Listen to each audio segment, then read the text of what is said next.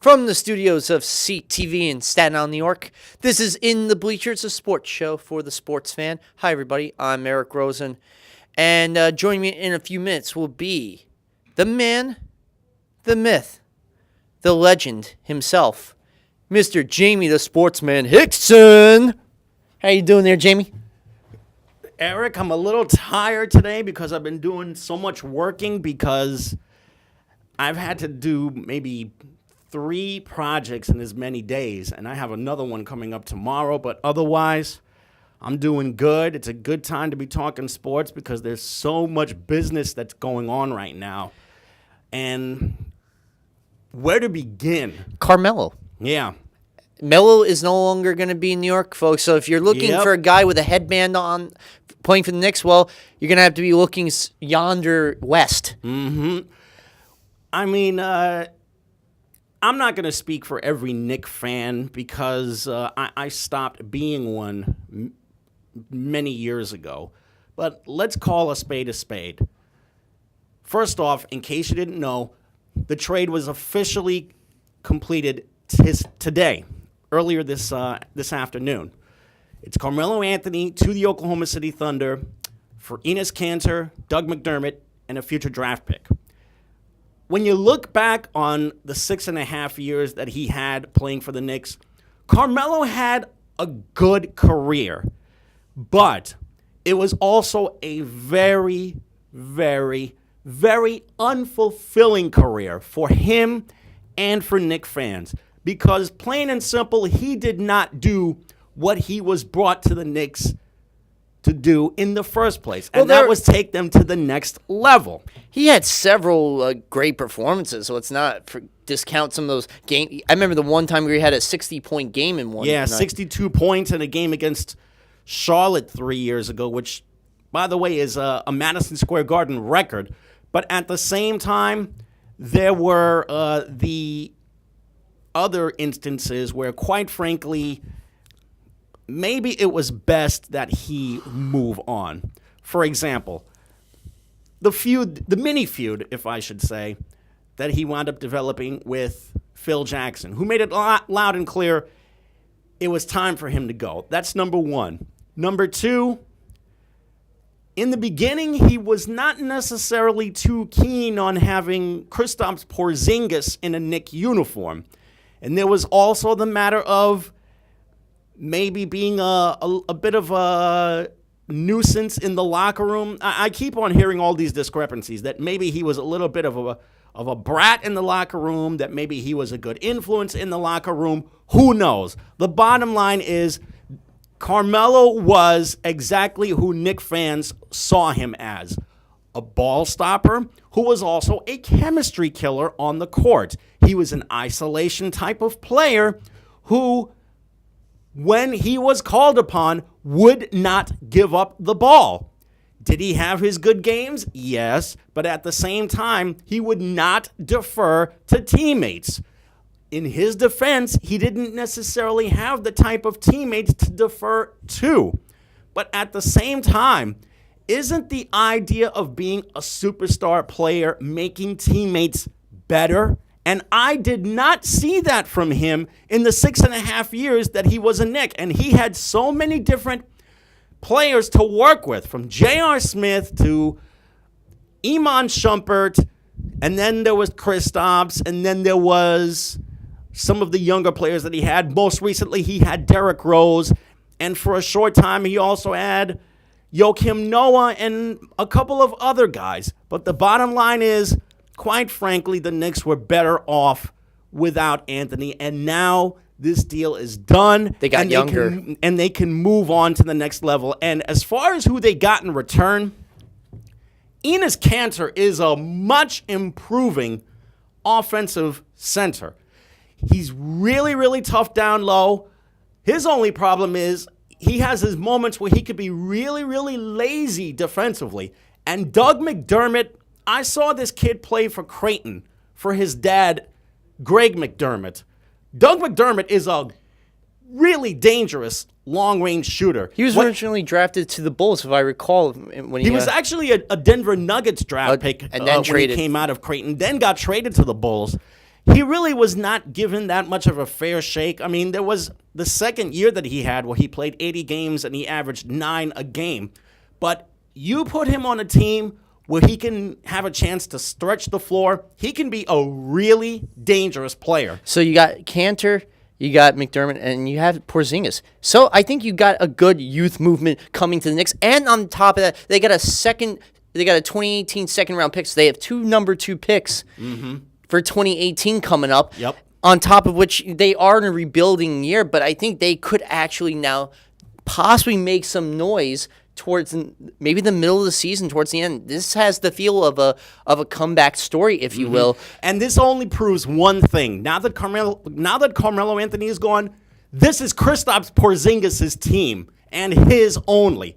And now look at the young guys that he's going to be working with.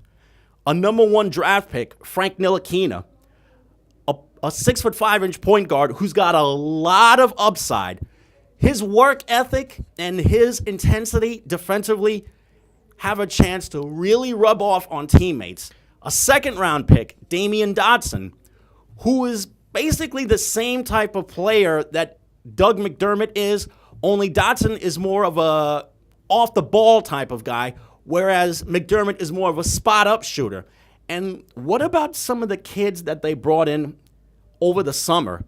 Guys like Luke Cornett, guys like Michael Beasley, guys like Jarrett Jack, 2 veterans that have been around the block for a little bit. And Hardaway they brought back, and also they brought back Tim Hardaway Jr. on a rather suspicious contract, 4 years and $71 million. I mean, obviously they overpaid for the kid, so he's really going to have to step up his game if he's going to make his money. But all of these moves, except for drafting Ntilikina and Dotson, these are all moves made by the new general manager, Scott Perry, a guy who made it loud and clear he wants his guys on that roster. Let's see how this plays out when training camp opens. So basically, this is a change from the Zen Masters administration, if you will. And for the Knicks, it looks like a possibly bright future. But then again, we've always had these twinklings of hope for the Knicks, and then all of a sudden, our dreams and our hopes are dashed and put under the rug. But let's see what happens when the season begins in a few months. And as for hockey season, it's about to be underway in a few weeks, and I'm really thinking, this could be the Rangers' year. I really believe it. Let's hope so. They've already started playing the preseason games. For the record, the season, I think, begins on October 5th or October 6th. I know the Rangers have Colorado to start the season at the Garden. The Islanders and the Devils also have their season openers. I'm so curious to know how Nico Hischier is going to be doing as the guy on the Devils, because he was the first overall pick for a reason. The Devils have been looking for a franchise guy basically since Martin Brodeur got released.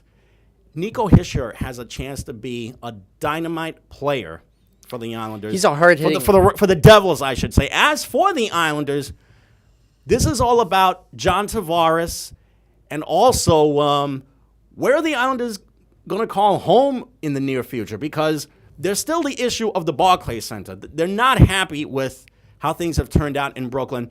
Their attendance has gone way down, and most recently, when they played at Nassau Coliseum, they got an instant sellout.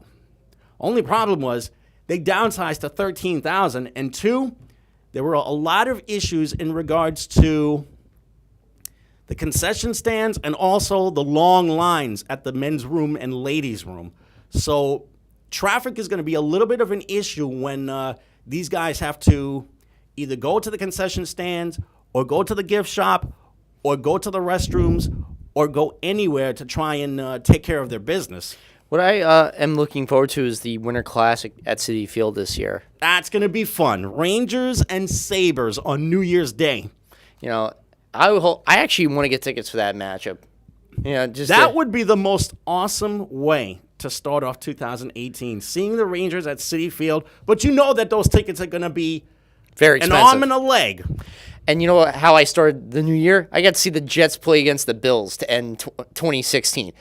But I got to see it with my brother. So at the same time, yes, it was a crappy Jets team, but at least I got to share it with my brother, a family member of mine. So it was a good thing. And speaking of the Jets, we should say bravo, because they finally won a game. After getting their heads handed to them by the Raiders, the Jets finally had their home opener against the Dolphins, and they actually played okay. Not great, because there were times when it was really sloppy out there, but the Jets still got a really good defensive performance, mostly helped by the fact that Jay Cutler was doing his usual business of committing a turnover or two.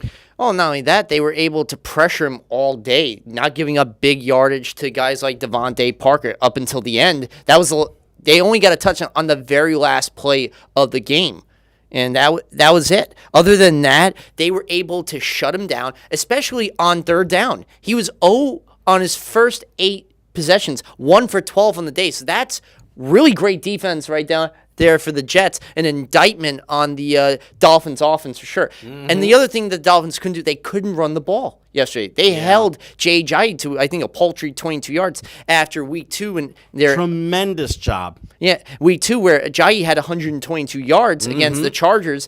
He was held to way less than that. And that was the thing. The Jets that was the big issue.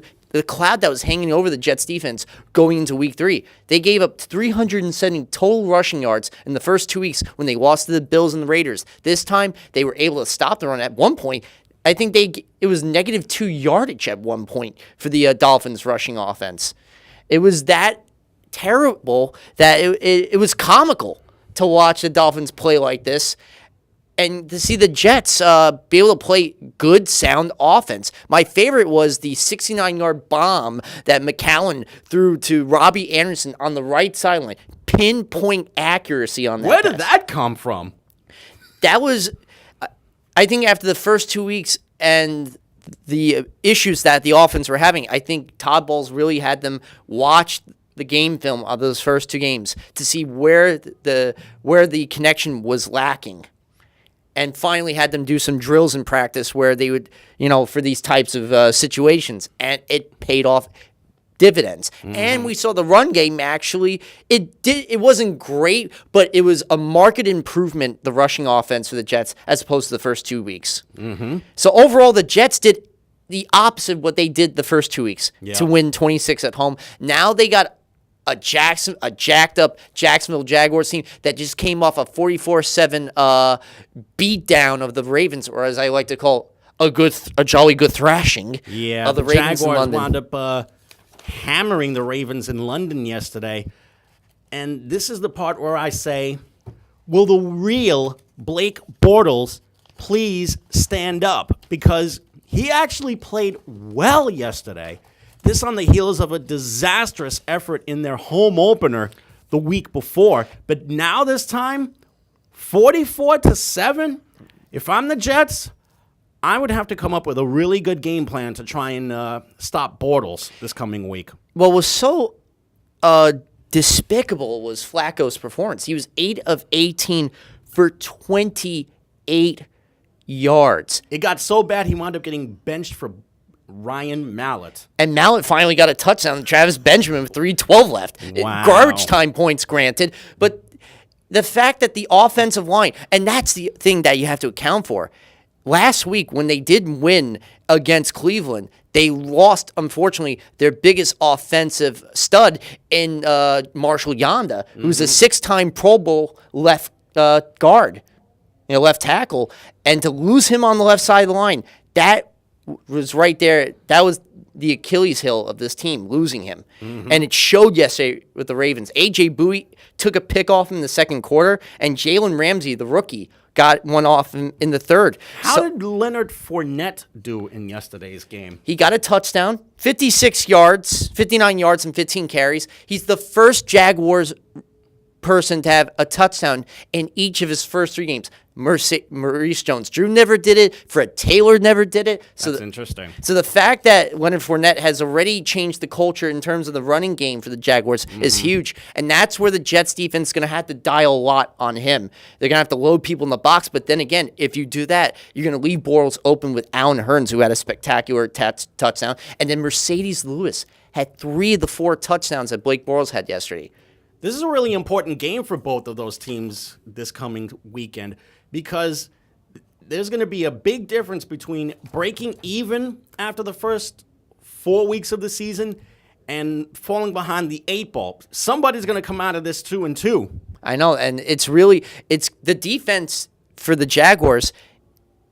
You mentioned, will the real Blake Bortles step up? Will the real Jaguars defense step up? We don't know what defense we're going to get from both teams or offense from both teams. So it's sort of a mystery game, like you get mystery meat at lunch in school. Well, not really that bad, but it is sort of a mystery to see what team we're going to get from either. So that's, the fun. It's going to be this Sunday, 1 o'clock, CBS at MetLife Stadium. I might actually get tickets for this matchup. I'm not sure. But as for the Giants... Oh, brother, did you really, really have to go there? I told people, if they don't win against the Eagles, consider their season done. Yesterday, they completely and utterly self-destructed. How, you might ask? Number one, the comeback that they made was just remarkable. They had no business coming from 14-0 down. But then what happens? Stupid penalties on each side of the ball. And again, the offensive line set them back. Yeah, it was crazy. It was 14-0 at one point. Then we go into the fourth quarter. And then all of a sudden, Eli Manning goes on a 21-point barrage in the span of 5 minutes and 12 seconds. How did that happen? You had 2 touchdowns to Odell Beckham Jr. from 4 and 10 yards. The 10-yarder was crazy how he did in the right, how he had both his feet in bounds. But then he does this imitation of a dog urinating on a fire hazard or the fire hydrant, hydrant or whatever dogs urinate on. But the fact that he did that, I know the NFL this year is trying to get the players, to allow celebrations at the end zone, but that crossed the line. That really was disgusting right there. I mean, seriously, why doesn't somebody take this guy aside, or better yet, bench him? If he's going to continue to misbehave like this, bench him for a long period. Maybe he'll get the message. And the other penalty that killed the Giants, and I know that, you had some issue with this, and I think some of it was the 36-yard pass interference penalty that Eli Apple sustained. That's not pass interference. I'm going to tell you right now. That was a lot of incidental contact. And what about that bizarre delay of game penalty against the Giants' left guard, where he literally held a defender by the arm, preventing him from getting off the field? That guy was the 12th man. If he just lets him go, the Eagles get called for too many men on the field. And what happens? This offensive lineman, John Jerry, gets called for probably the single most dumb penalty that could be committed. You never, ever see that kind of delay of game penalty being called in a game. And because of the Eli Apple penalty, Corey Clement got the rushing, what was at the time the go-ahead rushing touchdown, making it 21-all. Then Rosas, the place kicker for the Giants, gets a field goal, making it 24-21. And you want to know something? If it had not been for that penalty that John Jerry committed, the Giants would have gotten a first down, and whether they would have put it in the end zone or still converted a field goal out of that, we'll never know. But that penalty sabotaged their drive right there. And then the kicker, Jake Elliott, who was actually a 5th-round pick for the Bengals, cut by the team when they had their mandatory cuts at the end of the preseason, gets picked up by the Eagles to replace Caleb Sturgis, who was injured, gets the game-tying field goal from 46 yards out with about 51 seconds. Then all of a sudden, the Giants couldn't do anything on offense. Eagles get the ball back with just some time left. Did I also mention that the Giants pushed themselves back with another penalty? This one was a holding call. And they get the ball back. Carson Wentz throws a 19-yard pass to Alshon Jeffrey, the best pickup they had in the offseason. And that was a complete defensive breakdown right there. And then Jake Elliott makes what is probably the most improbable, amazing, astonishing field goal, 61 yards out, barely through the bottom right uprights. It's the longest field goal in the history of Lincoln Financial Field. But quite frankly, and they win 27-24. The Giants sabotaged themselves in this game with just completely, utterly bogus discipline. That was what cost them this game. They had zero discipline on either side of the line. And now they only set themselves back even further. They have to go to Tampa Bay this week to play to go up against the Buccaneers, who are playing much better with Jameis Winston and Deshaun Jackson, who has been a giant killer in the past. I smell 0-4 here. Well, they're going up against a pissed-off Bucs team because they came off a disappointing loss at U.S. Bank Stadium against the Vikings yesterday, 34-17. And what happened in that game was the fact that Xavier Rhodes, the shutdown corner who got a nice extension in the offseason for the Vikings, was able to get on Mike Evans, held him to 57 yards. At one point, Evans was so pissed off on the sideline, the TV cameras caught him actually knocking down a trash can. Well, can you really blame him? I mean, his team played terribly. Now they're going to have a home game coming up with the winless Giants, and you know Jameis Winston's going to be licking his chops going up against a Giants secondary that is now very, very vulnerable. Yep, and you got D-Jax. Cameron Brate actually is somebody that they should keep their eyes on. I think he could be an X factor in the game. Their running game is not as great, especially where Doug Martin, I don't think the muscle hamster's not even there right now at the moment. I think he's still with that suspension that he sustained. But the Bucs defense, we got Gerald McCoy, and a lot of the players actually had the flu. You know, remember that scene in My Cousin Vinny? Yep. Where, the whole store got the flu? Mm-hmm. Some of the players for the Buccaneers actually had the flu, and Yeah. unfortunately, there were some that tried to play with the flu. A lot of them were discombobulated. It was a great performance for Case Keenum. He didn't have a turnover. His offensive line protected him. He got hurt maybe a few times. No sacks. And Stephon Diggs had 2 touchdowns of 173 yards receiving. And Trey Waynes and Harrison Smith each picked off of Jameis Winston. So if the Giants want to win, they got to do the same thing that the secondary for the Vikings did to Jameis Winston. Just try to pick him off, do some confusing plays.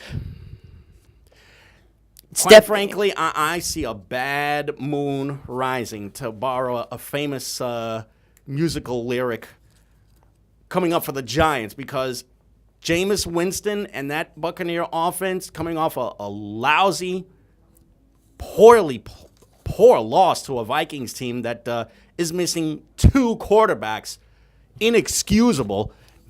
For the Giants and the Buccaneers to be going up against each other, and this has bounce back victory for the Buccaneers written all over it. If the Giants are going to win next Sunday, number one, play action. They need to do play action, because if you saw yesterday. And what about the no huddle? Why can't the Giants do a little picking up of the tempo here? They did that yesterday, actually, when they were down 21-14 after the touchdown by Corey Clement at Wisconsin.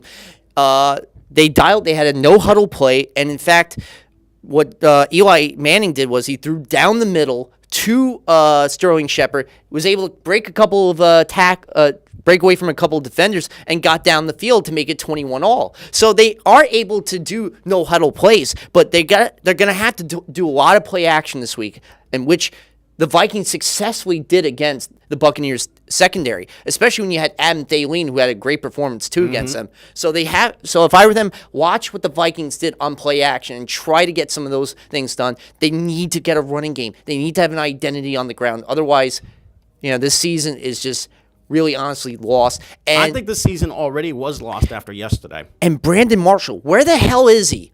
Honestly, where is Brandon Marshall? Since they signed this guy, he was supposed to be the biggest thing to help them in the red zone, and still, Not a single touchdown since he's been a Giant in the regular season. Barely even having any plays called for him.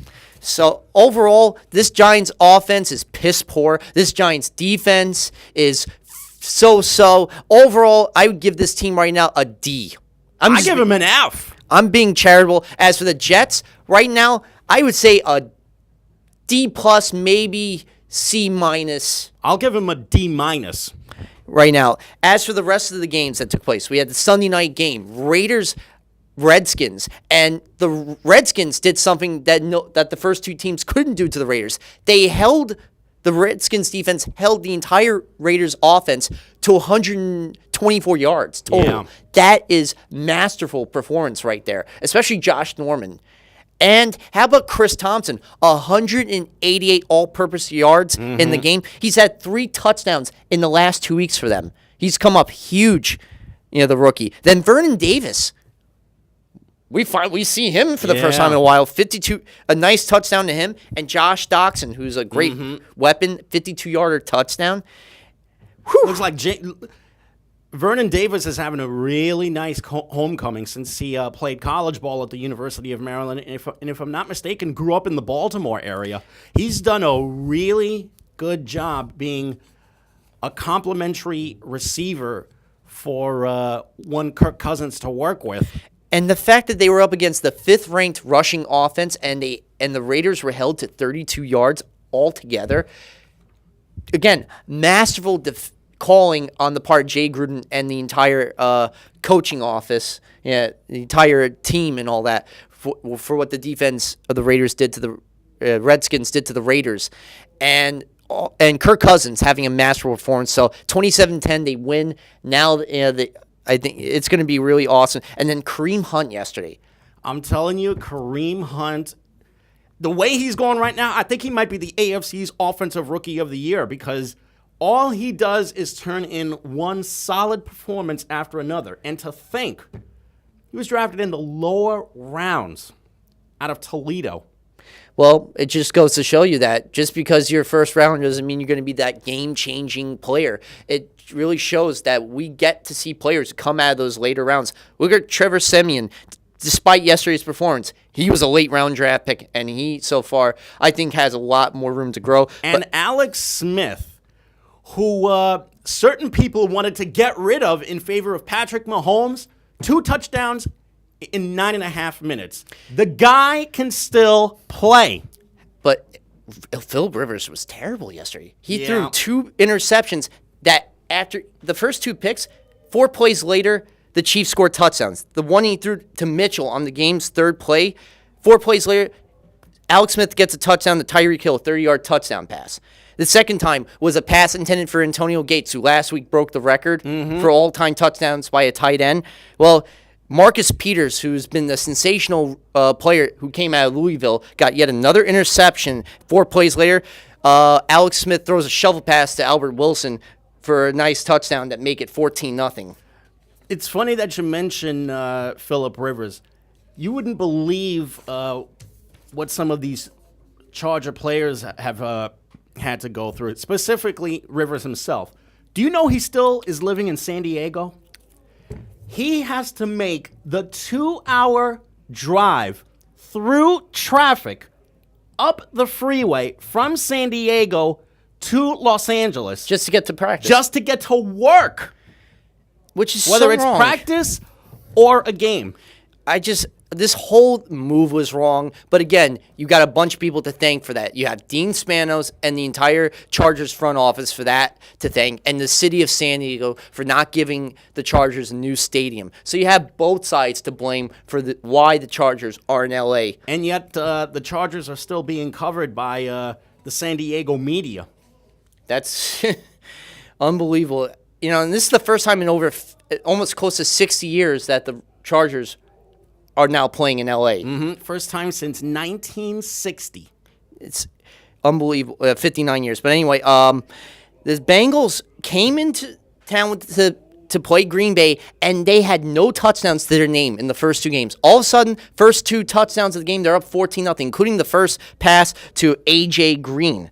And they actually had a 14-point lead at one point. But what happens? 2 words, Aaron Rodgers. What does he do? Throws the game-tying touchdown with 17 seconds left in regulation. To Jordy Nelson. And not only did he throw a touchdown, he threaded the needle in the right front corner of the end zone. And Dre Kirkpatrick, the cornerback out of Alabama who plays for the Bengals secondary, was just inches close to batting away the game-tying touchdown. That's how close it was, how small of a window Aaron Rodgers had to getting that touchdown. But this is Aaron Rodgers we're talking about. He's one of those quarterbacks like Tom Brady, Andrew Luck, Matthew Stafford, who can take a team who facing a large deficit and get them back in the game or a victory. Is it fun seeing Aaron Rodgers play in a game as a casual football fan? He's just a boss. Yes, he's like players like him and Brady. They are the conductors of the orchestra. It's amazing how they get everybody in sync to play the right notes and tunes, and they produce nothing but beautiful music. And it's funny that you mentioned Tom Brady because his Patriots hosted the Texans yesterday in a rematch of last year's divisional playoff. The Texans were this close to pulling off a big, big victory. And what happens? Tom Brady works his magic once again, throws the game-winning touchdown with 30 seconds left. Did you see the demeanor that Tom Brady had after he threw that pass? He didn't do any celebrating, no pumping of the fist, no raising his arms in triumph. He just went about his business and got ready for the 2-point conversion, which he successfully converted. To Brandon Cooks, yeah, he threw a 25-yard pass down the left sideline. Again, another pass that threaded the needle with Brandon Cooks, both feet in bounds. Masterful playing on Brandon Cooks. That's the 5th time that Brandon Cooks has had a multiple touchdown performance in his career and the 8th 100-yard game of his career so far. He was a great pickup for the Raiders in the draft. You know, really awesome addition to that receiving core right there, considering that they lost Julian Edelman for the season. With him and Chris Hogan, who, by the way, had 2 big touchdowns for the Patriots, and you have Gronkowski, who had another spike. But did you see Jadeveon Clowney after that strip sack touchdown? He tried to imitate Gronk with the spike in the end zone. Yep. Please, I love you, Jadeveon, but don't do the spike. You're only adding more fuel to the fire if you're going to do a weak impersonation. Yeah, I love you, man, but that was just a terrible spike. Leave the spiking to Gronkowski. That guy created the master spike. As for Brady itself, how about the fact that they were up 28-20 and Houston tried to come back with a 12-yard pass to Ryan Griffin, 31-yarder, field goal by Fairburn, but then, Fairburn having to sell for a 36-yard field goal.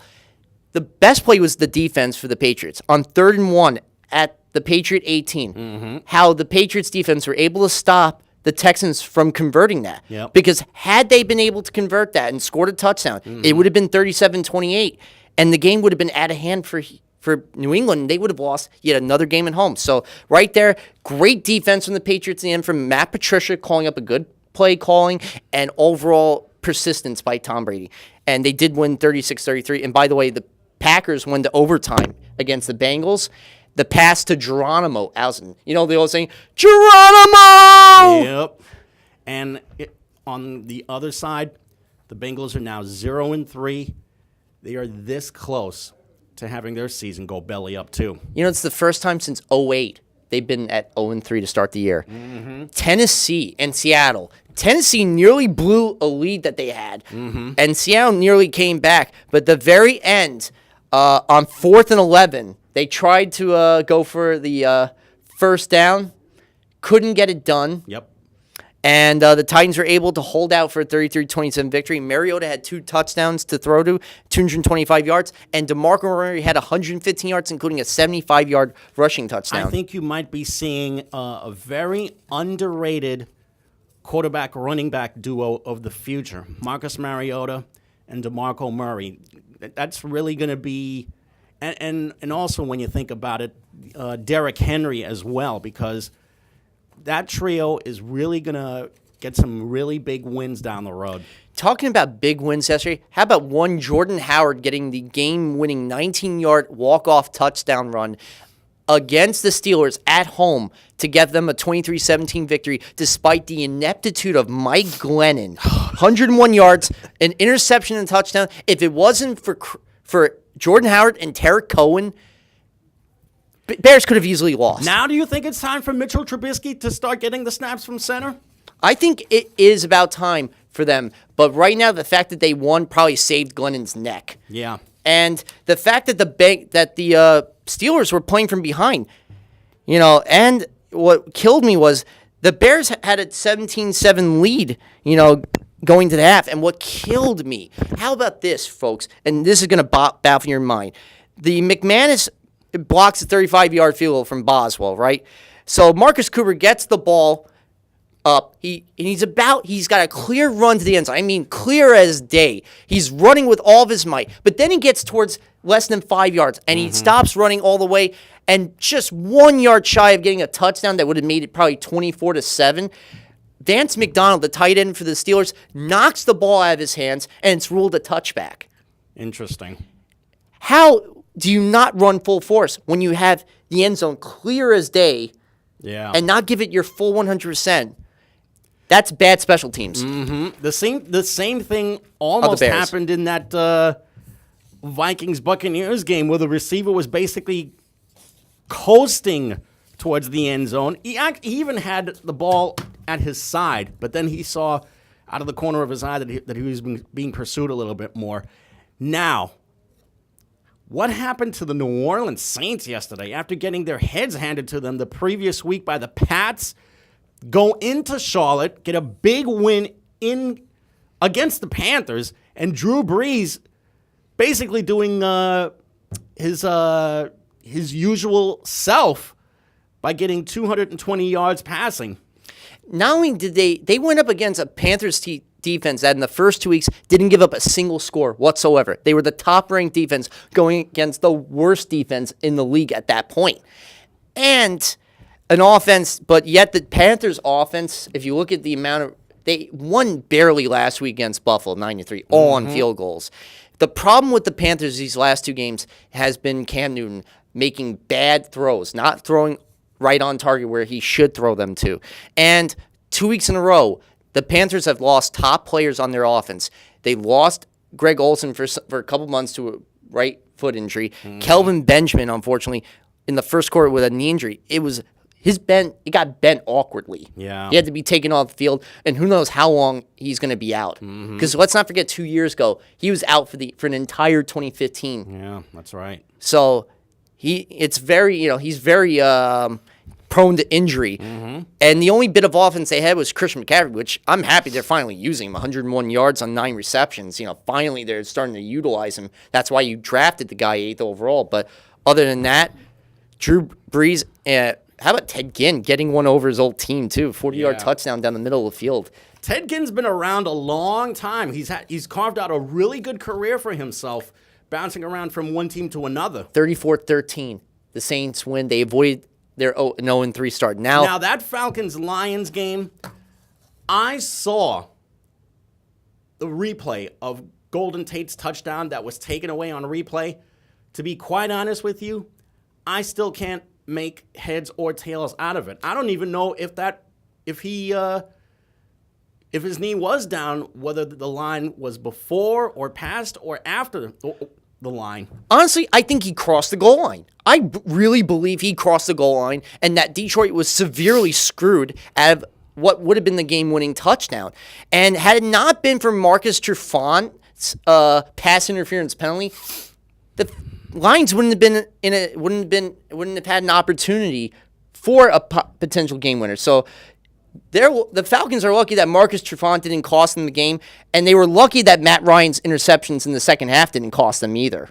Yeah, and as it turns out, there was also, because of the replay, that ridiculous 10-second runoff rule, which I think is ridiculous. There needs to be some kind of change in the rules when it comes to replays.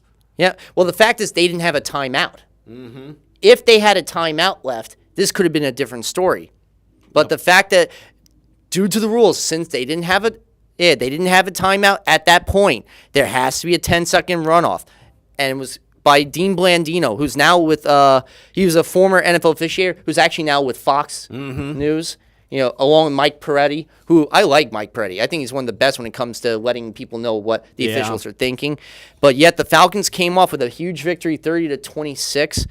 So let's see what happens with them and the Lions. Now, the Colts actually won by they had the skin of their teeth. They won by the skin of their teeth over the Browns. Yeah, and at the end of course, Deshaun Kaiser, another interception. Wow. And they won 31-28. But I like the touchdown he threw to David Njoku, rookie to rookie. Other than that, Jacoby Brissett finally got the playbook. Him and T.Y. Hilton were in sync with each other. In fact, on a huge, nifty catch and run that set up over Jabril Peppers. And the second score, and Hilton set up the second touchdown by drawing a pass interference at the 11-yard line. So overall, yeah, the Colts avoided 0-3, but the Browns didn't. So that means you got both Ohio teams, Cincinnati and Cleveland, 0-3. How you think the Ohio State University football fans are feeling a little lucky that their team is playing so great right now, and that both of the NFL teams have gotten off to such dreadful starts? I'd rather watch the Bearcats Oh boy! than any of those teams. Even the Cincinnati Bearcats are doing better than the Bengals this year. I'd rather watch Toledo, all right? Let's put it that way. Rather watch any of the college football teams in the Buckeye State than the actual Right now, pro you'd be teams. doing yourself a really good service if you were to watch Ohio State, because they're the best team in the Buckeye State right now. You got to love J.K. Dobbins, the freshman running back who gets you over 100 yards. And J.T. Barrett, is having a very good season, except the Week 2 performance that he had against Oklahoma. Other than that, they're really rolling along. And as for the final game, Broncos-Bills, 26-16. The Bills won with 2 touchdowns. And let's not forget, one of those touchdowns, the Bills were lucky. Did you see Zay Jones had the ball out of his hands and went into the hands of another player? Yeah, to Andre Holmes. Yeah. That was a luck touchdown right there. But they beat the Bills the Broncos 26-16. Tyrod Taylor 2 touchdowns. Trevor Siemian had 2 interceptions. It was after having 4 touchdowns and no picks to having no touchdowns and 2 picks. Hell of a turnaround, not in the best way. And now tonight, you have Cardinals at home against Cowboys Monday night. Who wins that? This is such a big game for both teams. I mean, you've got a Cowboys squad that had their heads handed to them by the Broncos, and a Cardinals squad that, quite frankly, we really don't know which team is going to show up.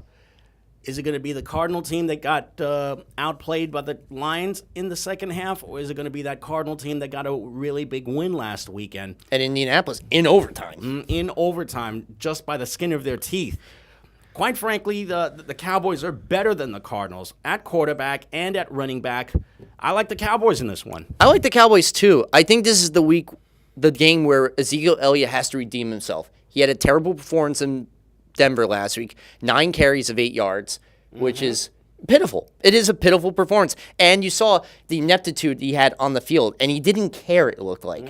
He needs to care tonight. Otherwise, his team could fall into a 1-2 hole. Now, as for baseball, the Yankees right now are just 1 week left in the season. They just won this afternoon with 2 home runs by Aaron Judge. And more importantly, well, for the record, Aaron Judge is now a major league record holder, the most home runs hit by a rookie slugger in one season. He has 50 home runs. He's also the 5th Yankee to reach 50 home runs in a season, behind Babe Ruth, Joe DiMaggio. I think Roger Maris. Let's see. It's Babe Ruth, Roger Maris, Alex Rodriguez, and now Aaron Judge. So he's now the 4th Yankee to reach 50 home runs in one season.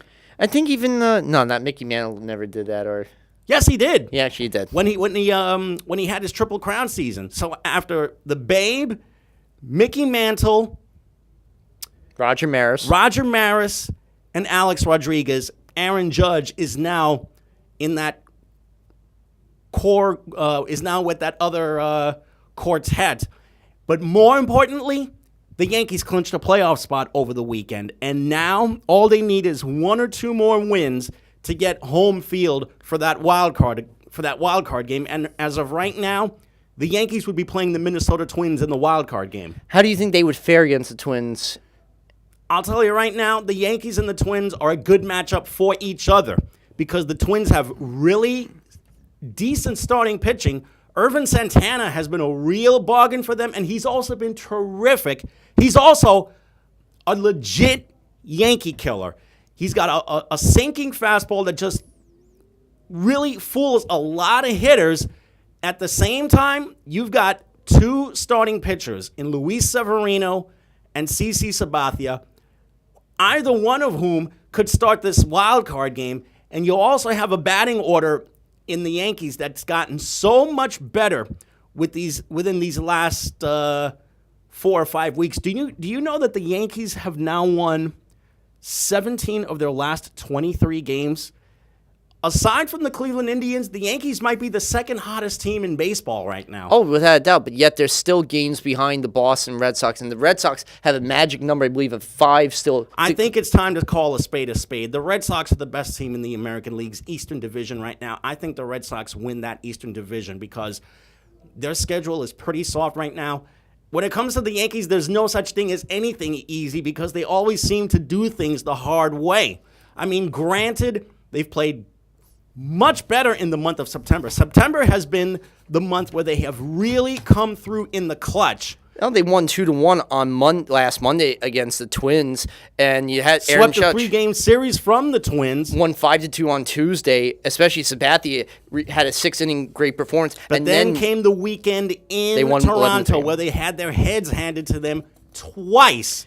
And Jose Bautista wound up hitting, I think, 1 or 2 home runs against them in that series. Now the Yankees have to play the Blue Jays again. Yes. For the next 3 games in the Bronx. Then the Yankees finish the regular season with a weekend series against the Orioles, all of which are afternoon games. As for the Mets, don't get me started on the Mets. Wow. They got swept miserably by the Marlins, including 13-1 then Monday's dropped game. 2 really disappointing games to the Washington Nationals, both of which they could have won. And today they have a doubleheader with the Braves. At last check, they were trailing in that first game. The second game probably got started as of right now. And then after this, the Mets finished the season in Philadelphia. Without a doubt. So to check out the playoff race, we know that the Yankees, the Red Sox, the Indians, who won the Central Division, and the Astros, who just coasted to the Western Division title, are going to represent the American League in the playoffs. There's just one spot left, and that's for that second wild card. As for the National League, the Central is the division that is up for grabs. Yep, and right now the Cubs, they're playing tonight, so if they win tonight, they'll clinch a tie for the Central Division title. Other than that, the Nationals won the East. The Dodgers already won the West. The Diamondbacks claimed 1 playoff spot, so home field advantage. Yep. And the Diamondbacks have home field for the wild card game. And at this rate, they're going to be going up against either the Rockies or the Brewers or the Cardinals because there's a really tiny margin for error between those 3 clubs. Right now, it's 2 I think it's 2 games back. The Brewers are behind the Rockies. But I'll be honest, at this point, I think it's going to end up being the Rockies. Mm-hmm. And what I like about they're both division rivals, for one thing, so they know each other very well. Both have outstanding pitchers in their rotation, and the hitters, especially you got a guy like Nolan Arenado playing for the Rockies, but then you got Paul Goldschmidt, who's a do everything, probably the best player on the Diamondbacks roster right there. So you have some really good, outstanding players on both teams and complementary pieces. Even Trevor Story, I think he could have that. Trevor has been a great story, for lack of a better phrase, for the Rockies ever since he made his debut a couple of years ago. I know. So overall, as for the Cubs, they're going to win, but they're not going to win the World Series this year. I'll be honest. The team that's going to come out of the National League, to me, I think is the Nationals. For lack of a pun and all that. Mm-hmm. The Nationals will win the National League championship. And the Nationals still have not won a playoff series since they made the move to D.C. from Washington over a decade ago. Montreal. And at this rate, the Nationals would be playing the Cubs in the division series. that would be about as intriguing a series as you could get, because you have a Cubs team, the defending champions, making their mark with pitching against a Nationals squad that not only has a really dangerous batting order, but a pitching staff that's really, really underrated. Well, you got Max Scherzer, you got Steven Strasburg, and just two guys that, especially Scherzer, is one of the top 10 pitchers in strikeouts, ERA, innings pitched. And, of course, the batting order featuring one Bryce Harper, who's had an outstanding season, and Daniel Murphy, who continues to make Met fans cry in their beer, having a spectacular second year. He's a 340 career hitter against the Mets. That's the crazy part since he was let go. But then you have complimentary pieces like Ryan Zimmerman. And if Trey Turner is playing and he's 100% healthy. So they do have some really good pieces on that Nationals hitting squad.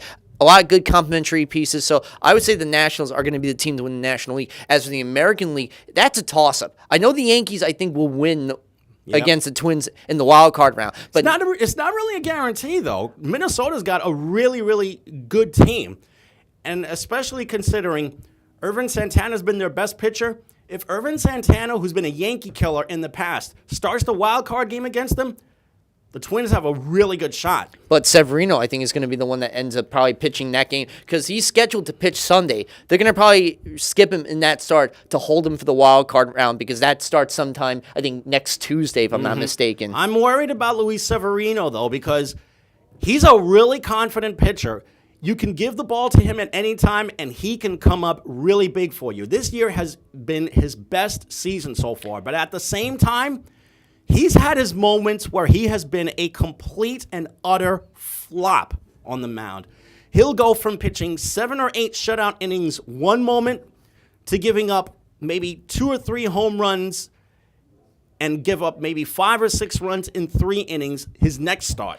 He doesn't really keep me up at night. The thing that keeps me up at night about the Yankees in the playoffs is the bullpen. There are moments where the bullpen has been great, but there are moments during the season where the bullpen has folded like a chair. If you look at some of the performances back in the Boston series, I think it was early September or in August, where Chapman just self-destructed, or Betances. Both of those guys self-destructed so badly, specifically Chapman, that he wound up having to be demoted behind Dellin Betances, which meant Betances had to be the closer and Chapman had to be the setup guy. You know who's been their best reliever this year? Chad Green. Which is something. Who would have thought after not having Miller on the team or trading him last year to Cleveland, that he's become a big part of that 7, 8, 9 pairing with Betances and Chapman. So that's really great. I really of course, you got Gary Sanchez, you got the heart of the order with Sanchez and Judge. Sanchez has been tremendous. Aaron Judge has been, to be quite honest with you, it's as if Aaron Judge touched down on this planet from another galaxy, because all he's been doing is launching one bomb after another ever since he got out of that slump of his where he looked really bad at the plate. 50 home runs this season. Who saw this coming? And those two haven't been the only ones either. Didi Gregorius this year? Didi Gregorius has been spectacular, plain and simple. 25 homers this year. 25 home runs, the most home runs by a shortstop in Yankees history, and he's played terrific shortstop, that is. Brett Gardner has been supplying unbelievable power coming out of left field. Probably, I think he has like a 700 slugging percentage on the season right now. And Starlin Castro has played great at second base when he's been healthy. And what about Greg Bird? Ever since he got back from the disabled list, he's played marvelously. He's been hitting the ball well, and he's been really solidifying the defense at first base. I know the defense actually is really solidified, with the Yankees team. They have a good defense. They have good contact hitting. The one thing that is going to really keep me up at night and make me nervous about this team is the bullpen. Yeah. That's the one thing I honestly think is that could unravel the Yankees. This is where the Yankees need length from their starters coming down this last 6 games of the season. If they can spell their bullpen just a little bit, that would be one thing. Another thing that I worry about regarding the Yankees, they've got a bad habit of stranding runners in scoring position in a really big spot. Too many times we've seen second and third, nobody out, and they don't score a run. All it takes is a simple fly ball or ground ball to the right side to get a run home, and they really struggle to do that. At one game earlier this last week, I think it was Tuesday, they had I think they were 0 for 8 with runners in scoring position. So that's another thing too. Yes, runners in scoring position and the bullpen. That's the two things that I worry about the Yankees going into the playoffs. But I think they'll correct the runners in scoring position problem. It's the bullpen that you never know what you're going to get. If you're going to get the 100-mile-per-hour but with hell of a good velocity from Chapman, or you're going to get him throwing straight up fastballs right in somebody's kitchen where they're able to knock it out of the park. That's the thing I get. And with Betances, when he's behind in the count, he really implodes, as you can see. Yeah. So as far as the Mets are concerned, and I really don't want to have to harp on this anymore, but it seems like the more guys get hurt, the more people we're seeing that are coming out of the minor leagues that are taking up a lot of time down the stretch. We're seeing Ahmed Rosario and Dominic Smith, two rookies that are going to be a part of their future. And then you see guys like Phillip Evans, who came out of Double-A. And then there's Tomas Nito, another Double-A guy, both getting starting spots down the stretch because everybody else is hurt. And what happened over the weekend? Noah Syndergaard finally got into a game. He pitched 1 inning. And then Matt Harvey came in relief, which is just ridiculous. You shouldn't even have Syndergaard pitch. I'm sorry. I am not of the mindset where he needs to start. The season's pretty much over. He's just coming off a bad injury. Give him the offseason to recuperate and repair himself for 2018, not possibly cause him an injury that could really hurt his progress for next season. And as for Harvey, he should be shut down too as well. There's no point. The season's over. And as for then again, who do you go to as a starting pitcher? It doesn't. At this point, it doesn't matter. I'm thinking about 2018 now with these guys. By the way, ever since Matt Harvey got back from the disabled list, you know what his ERA is? Almost 13. That's just pitiful. And pitching is not going to be the only question the Mets have to answer. As far as, well, first base and shortstop, I would think that they're set. But what's going to happen with second base? What's going to happen with third base? What's going to happen with the outfield? What's going to happen behind the plate? What's going to be of the manager? The bullpen. That's another thing. Terry Collins is rumored to be retiring at the end of the year. We already know that their general manager, Sandy Alderson, he's definitely coming back. Terry Collins is rumored to be retiring. Who's going to take over for him? Well, you're going to probably hear names from some of the other clubs. I wouldn't be shocked to hear somebody from, say, the Blue Jays or the Red Sox organization. Somebody who's like a bench player, a first base coach, or a hitting coach that's going to come out of nowhere that wants to step up and be the next manager, especially in New York. Mm-hmm. You know, because, the old saying, if you can make it here, you can make it anywhere. Yeah. But the thing is, New York is going to be tougher. New York and LA are the toughest sports media markets in the country. If you don't do well here, the papers, the media, the fans will crucify you. So and just keep that in mind if you take this position. Terry Collins is the longest running manager in Mets history. 7 full seasons. Twice, he's taken the Mets to a World Series and a wild card game. The other 5 years, barely 70 wins. I think it's time for the Mets to make a change in the dugout. I think there will, and I don't. And as for the rumors, possibly Giancarlo Stanton to the Mets, that would only happen if the Mets owners, the Wilpons, who are the biggest cheapskates in the world, would be willing to pony up the money to eat up the rest of his contract that he has with the Marlins. I will say this: don't be surprised if you see Giancarlo Stanton traded even after a 55 home run season. With that being said, Eric, you're going to take us on out of here while I sign you out. All right, folks, the golf regular season ended yesterday with the Tour Championship, and they're going to end it with the President's Cup coming to New York, and NASCAR is just beginning for the race for the Monster Energy Cup Championships. And we're in the middle of the NHL preseason. In a few weeks, the regular season gets underway. And thank you all for watching.